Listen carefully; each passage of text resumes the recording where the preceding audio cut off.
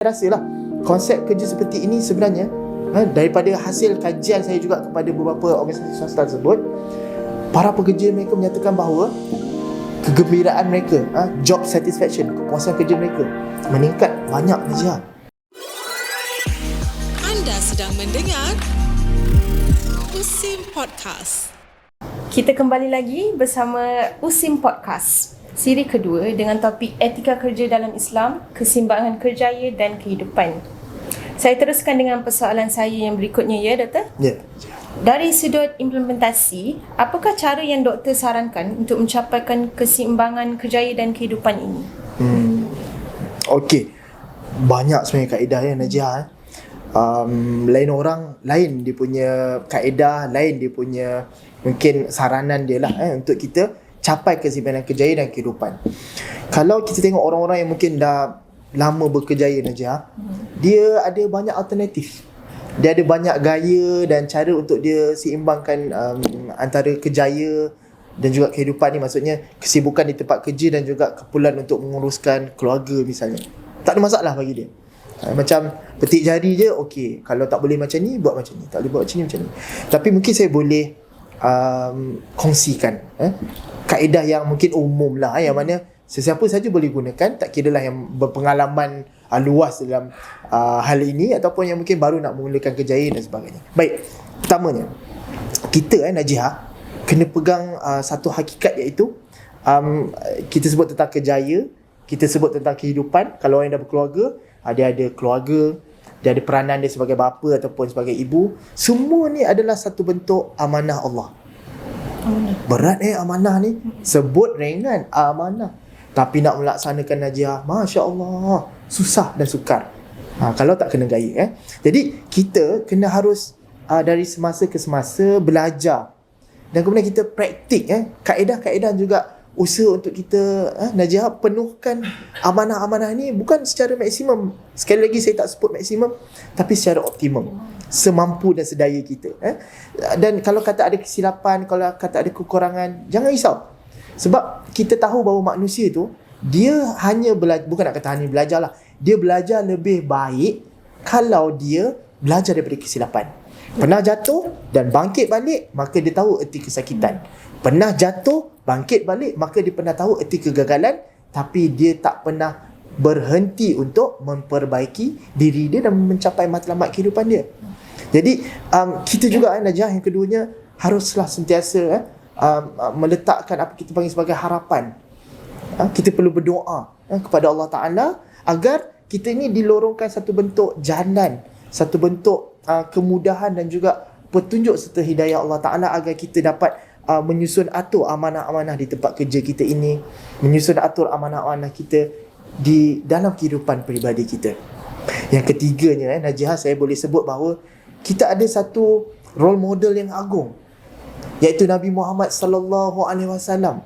Apa kata kita cuba untuk melihat lipatan sirah nabawiyah, bagaimana Rasulullah sallallahu alaihi wasallam melenturkan keseimbangan di antara banyak tanggungjawab Rasulullah. Kalau kita Najihah rasa kita banyak tanggungjawab Rasulullah ni lagi banyak ke atas semua umat baginda Rasulullah SAW yang baginda temui ataupun baginda tak sempat temui selepas kewafatannya.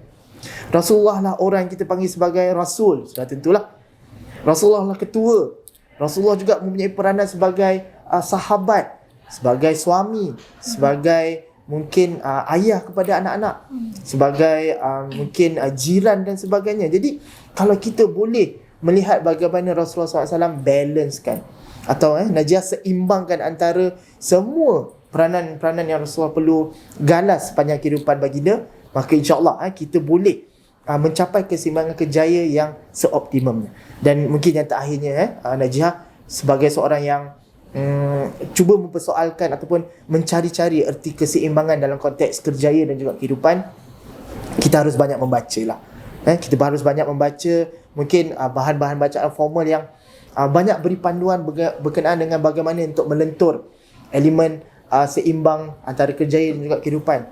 Mungkin kita juga boleh melihat video-video motivasi ataupun mungkin cerita-cerita yang ada di luar sana yang berkenaan dengan bagaimana tokoh-tokoh tertentu itu sentiasa dipandang sebagai orang yang hebat kerana dia bijak membahagikan masanya antara karier dan juga kehidupan peribadinya. Wallahualam. Allahuakbar. Okey, baik doktor, itu antara cara yang sangat menarik untuk kita aplikasikan dalam kehidupan kita, terutama sekali dalam keseimbangan kerjaya dan kehidupan. Okey doktor, ni soalan yang saya sangat-sangat tertanya-tanya, lagi isu semasa berkaitan OT ataupun kerja lebih masa. Apakah saranan doktor bagi majikan dan juga pekerja tentang isu ini yang selari dengan syariah? Okey, soalan ni pada saya adalah soalan yang biasalah, yang orang selalu lontarkan berkenaan dengan hak-hak mereka dalam konteks mungkin ruang untuk membuat kerja lebih masa dan sebagainya. Jadi untuk itu mungkin kita perlu lihatlah satu fakta bahawa sebut tentang OT Najia, sebut tentang kerja lebih masa ni, kita perlu tahu ianya adalah tertakluk kepada elemen perundangan. Apakah agaknya akta yang berkaitan dengan kerja lebih masa ni, semua orang perlu tahu. Ianya, kalau kita sebut di negara kita, ianya adalah Akta Kerja 1955 dengan mungkin pengubahsuaian yang terkini adalah pada tahun 2022 lah, yang mana ianya memperuntukkan banyak panduan dan juga perkara-perkara yang terkait dengan apa kita panggil sebagai OT ataupun kerja lebih masa ini. Jadi dalam konteks ini Najihah, bila kita sebut tentang kerja lebih masa ni, di dalam Akta Kerja 1995 ini, dia telah menggariskan banyak elemen yang terkait lah. Antaranya ialah siapa agaknya yang layak untuk menuntut OT.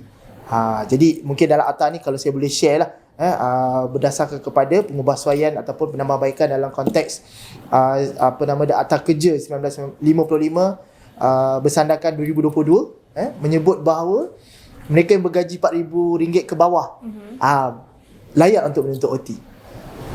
Manakala yang atas daripada itu tak boleh lah, tak ada elemen OT pun dalam kehidupan mereka, dah tak ada. Okey.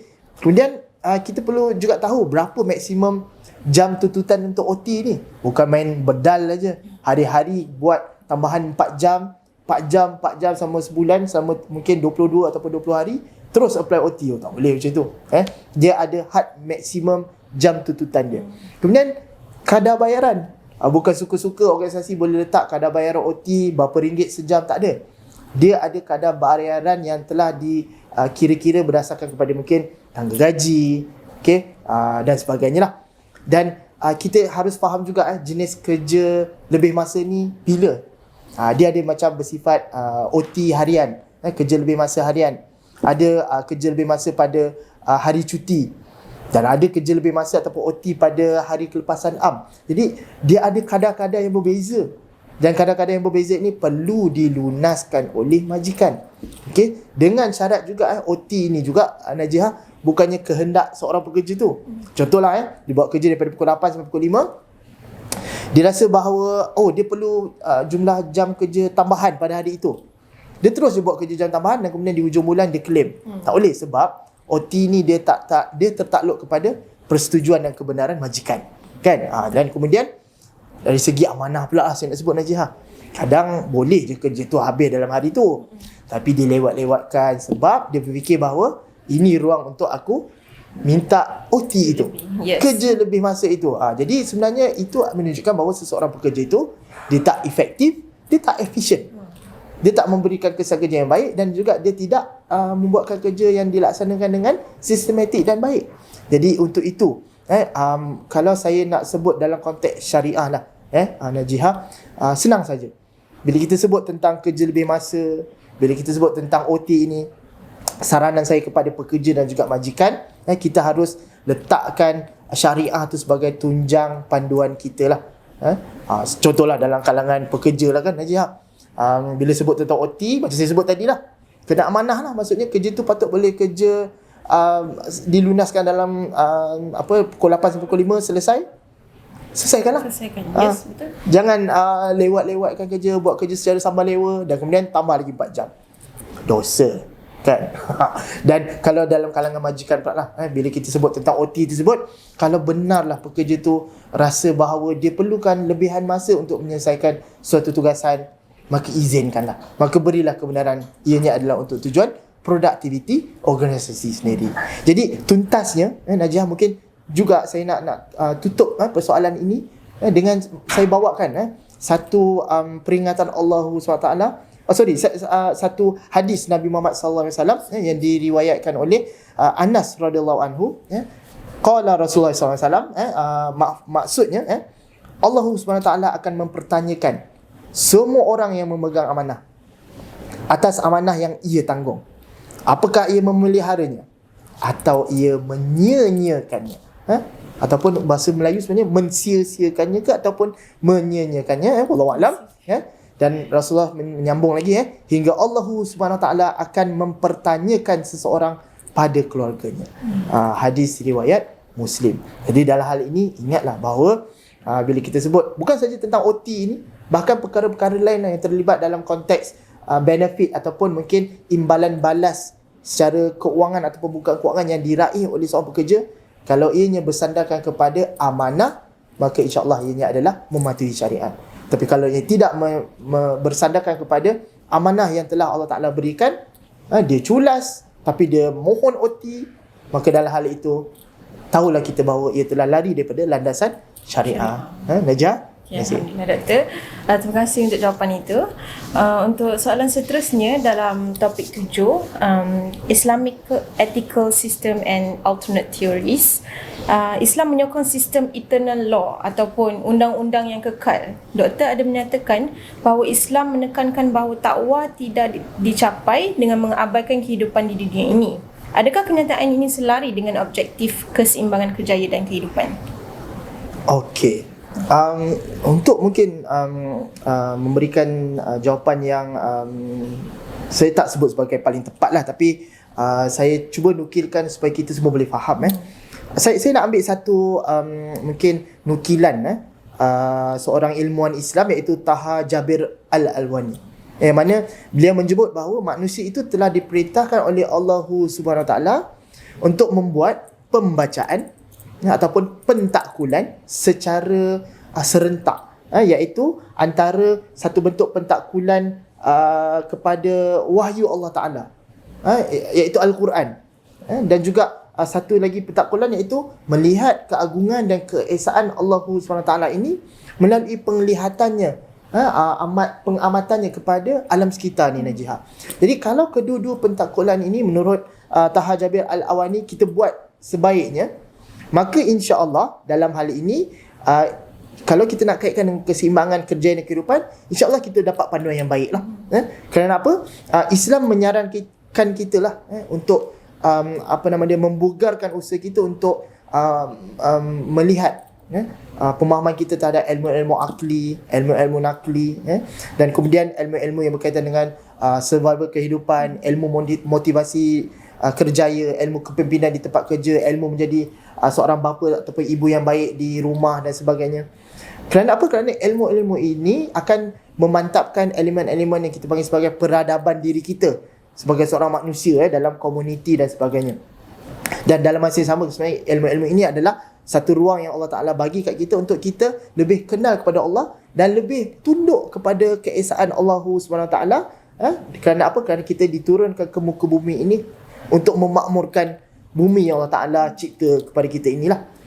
Maka kerana itulah pentakkulan pertama ni itu adalah kita melihat apa yang Allah Ta'ala arahkan, Allah Ta'ala nyatakan, Allah Ta'ala peringatkan dalam Al-Quran.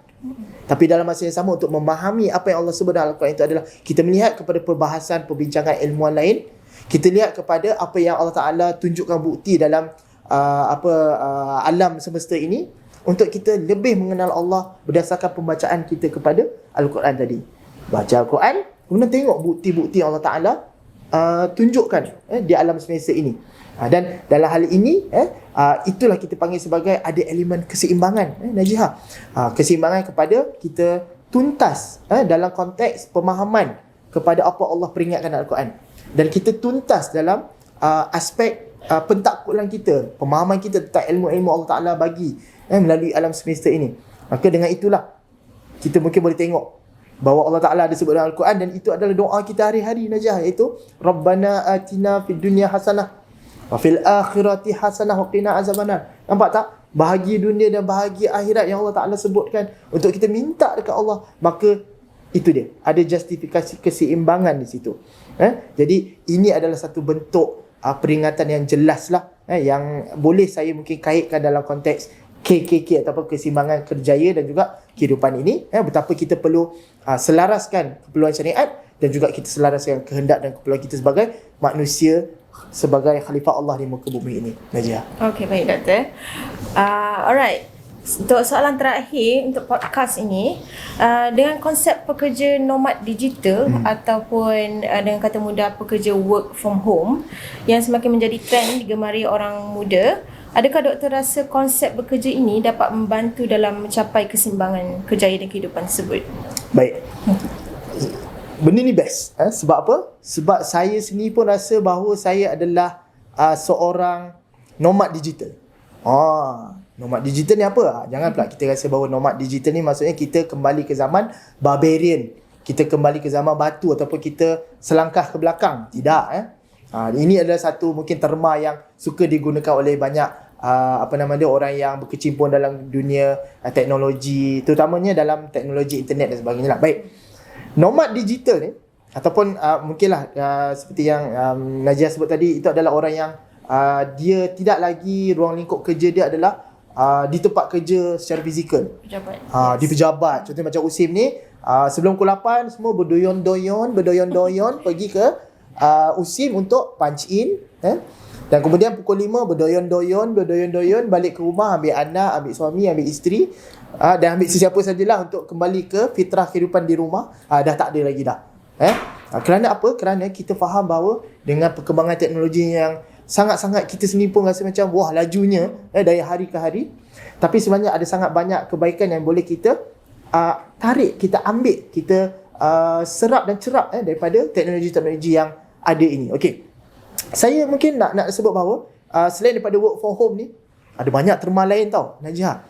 Antaranya adalah ini pun hasil daripada kajian saya baru-baru ni lah kepada ada beberapa agensi swasta yang mana mereka ni, ya Allah, dah tak ada dah kalau kita nak ke office ataupun ke pejabat mereka untuk bertemu dengan sekian-sekian orang.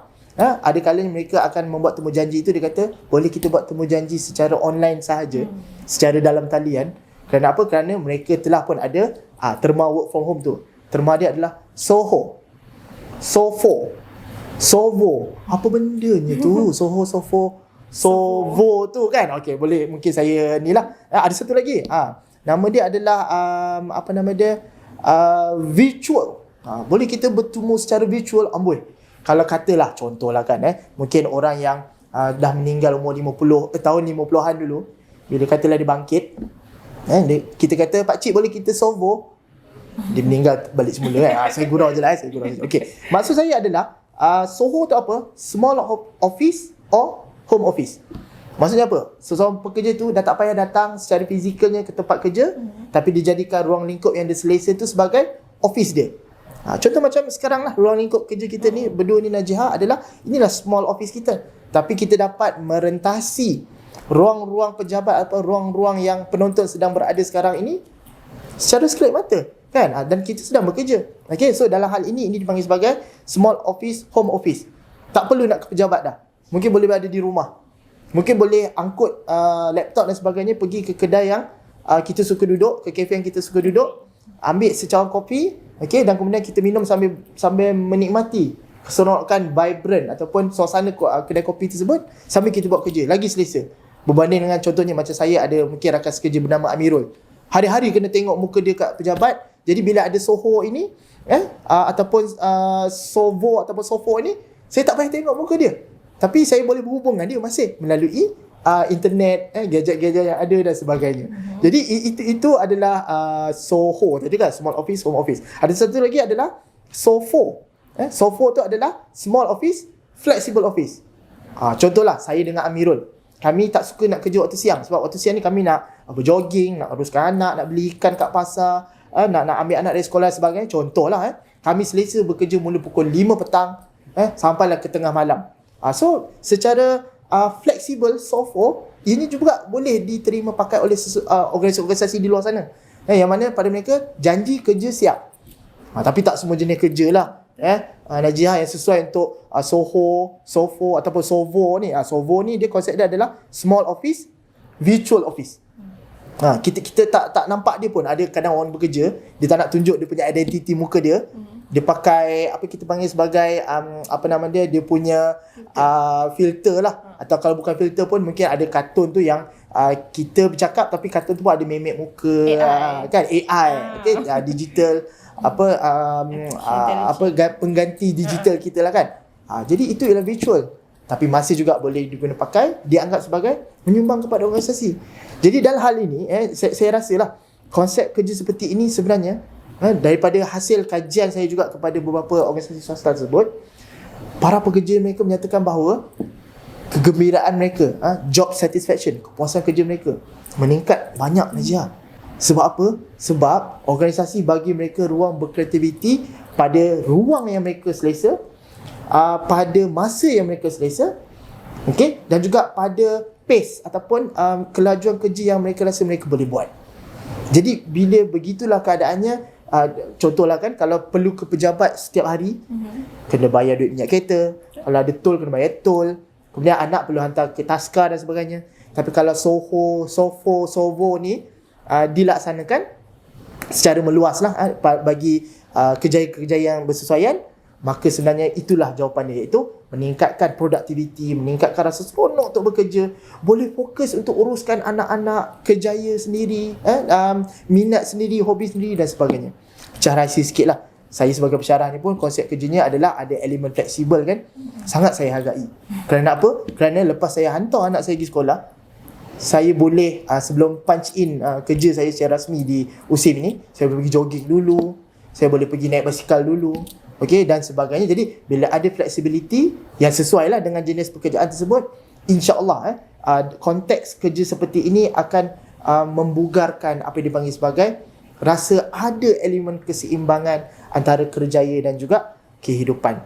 Jadi untuk itu saya rasa saya simpulkan bahawa work life balance ini, kalau ada elemen work from home seperti ini, dia sebenarnya sangat-sangat membugarkan rasa seronok untuk bekerja, dan dalam masa sama boleh juga membugarkan rasa seronok untuk menguruskan kehidupan, terutama dalam berhubung dengan Allah Subhanahu Wa Taala.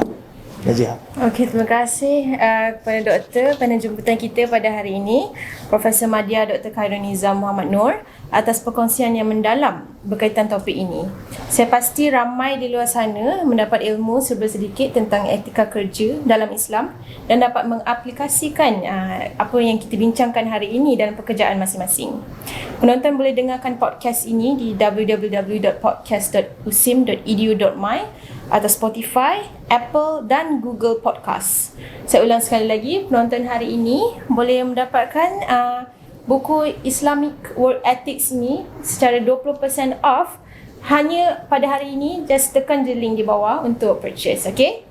Jumpa lagi di podcast seterusnya dalam segmen Biar Buku Bicara, ini hanya di USIM Podcast.